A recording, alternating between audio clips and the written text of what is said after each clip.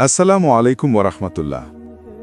প্রিয় দর্শকবৃন্দ, আজকের আলোচনার বিষয় অত্যন্ত গুরুত্বপূর্ণ এবং ভয়াবহ একটি বাস্তবতা। কিয়ামত কিভাবে হবে? কিয়ামত শব্দের অর্থ দাঁড় করানো বা উঠিয়ে দেওয়া। ইসলামী দৃষ্টিতে কিয়ামত হল সেই দিন যেদিন আল্লাহ সমগ্র পৃথিবী ধ্বংস করবেন, সব মানুষকে পুনরুত্থিত করবেন এবং তাদের আমলের হিসাব নেবেন। এটি এমন একটি দিন যেদিন কেউ কাউকে সাহায্য করতে পারবে না। প্রতিটি মানুষ শুধুমাত্র তার নিজের আমলের ফল ভোগ করবে। কিয়ামতের সূচনা। কিয়ামত হঠাৎ করেই শুরু হবে। কোরআনে আল্লাহ বলেন, তারা শুধু এক মহাশব্দের অপেক্ষায় আছে যা হঠাৎ আসবে, আর তারা তখন তর্ক বিতর্কে লিপ্ত থাকবে। সূরা ইয়াসিন 49। অর্থাৎ মানুষ যখন নিজের কাজে ব্যস্ত থাকবে তখন হঠাৎ সিংগায় ফুঁক দেয়া হবে। এটাই হবে কিয়ামতের সূচনা। সিংগায় ফুঁক দেয়া। হাদিসে এসেছে, কিয়ামতের দিন ইসরাফিল আলাইহিস সিংগায় ফুঁক দিবেন। প্রথম ফুঁকে পৃথিবীর সব কিছু ধ্বংস হয়ে যাবে, পর্বত গুঁড়ো হয়ে যাবে, সমুদ্র আগুনে পরিণত হবে, আকাশ ছিঁড়ে যাবে।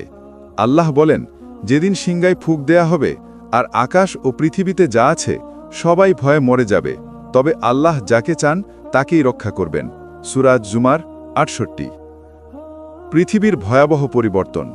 কিয়ামতের দিনে এমন সব ভয়ঙ্কর ঘটনা ঘটবে যা মানুষের কল্পনাতেও আসে না। পাহাড়গুলো তুলোর মতো ছিঁড়ে যাবে, আকাশ ফেটে টুকরো টুকরো হয়ে যাবে, সূর্য নিক্ষিপ্ত হবে, চাঁদ নিভে যাবে, তারকারা ঝরে পড়বে, সমুদ্রগুলো আগুনে পরিণত হবে। পৃথিবী ভয়াবহ ভূমিকম্পে কেঁপে উঠবে। কোরআনে বলা হয়েছে, যেদিন পৃথিবী তার সব খবর বলে দেবে। সূরা জিলজাল 4। দ্বিতীয়বার সিংগায় ফুঁক।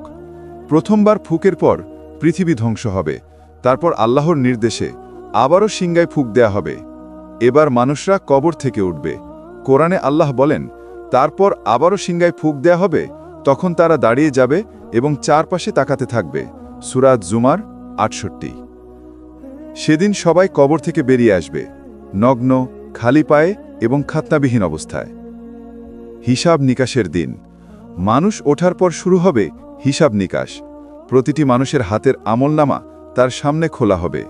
আল্লাহ বলেন, যেদিন মানুষ তার হাতের কাজ আর যা করেছে সব সামনে পাবে, আর তারা বলবে, হায় আফসোস, এই কি আমলনামা, ছোট বড় কিছুই বাদ দেয়নি। সূরা কাহাফ 49।